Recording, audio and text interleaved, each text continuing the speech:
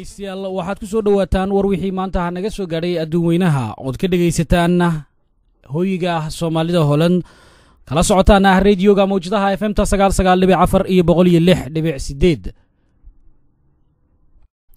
waxaa xalay lagu dilay magaalada Muqdisho ee caasimadda dalka Soomaaliya madaxii xafiiska Muqdisho ee hay'adda qaramada midoobay u qaabilsan horumarinta iyo barnaamijyada ee lagu magacaabo UNDP sarkaalkan la dilay oo lagu magacaabi jiray Cismaan Cali Axmed waxaa toogtay rag hubaysan kuwaasi oo ku sugayay meel u dhaxaysa gurigiisa iyo masaajidka uu salaada cishaayiga ku soo tukaday oo ku yaala xaafadda Bulaxubay ee degmada Madiina marxuunkan oo markii la toogtay dhaawac ahaan loogu qaaday isbitaal ku yaala Muqdisho oo ay leeyihiin ciidamada Amisom ayaa daqiiqada kadib halkaas ku geeriyooday dilkan sarkaalka ayaa waxaa ka hadlay qaramada midoobay oo si weyn u cambaaraysay kooxihii dilkan ka dambeeyay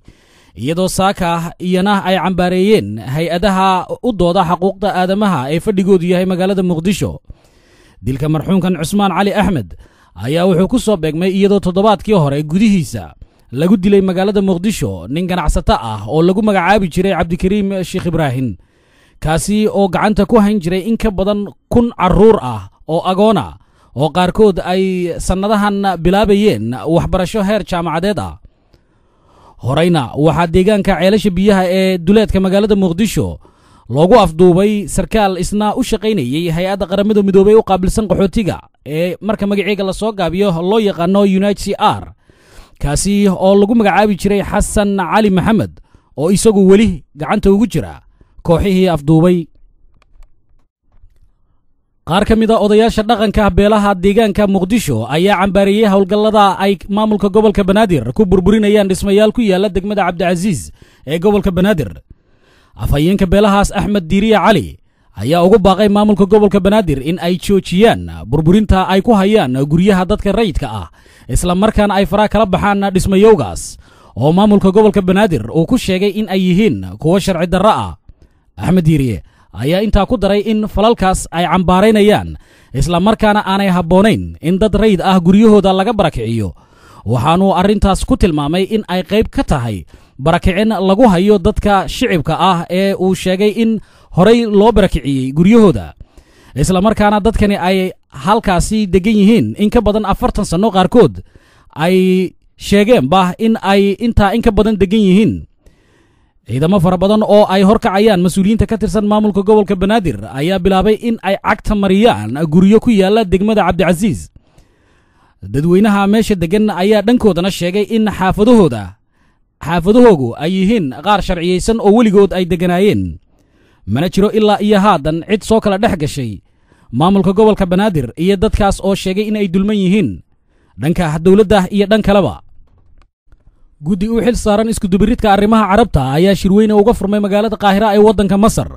waxaana lagaga hadli doonaa arrimo dhowr ah oo ay ka mid yihiin arrimaha Falastiiniyiinta Ciraaq Suudaan jasiiradaha Comoros iyo Soomaaliya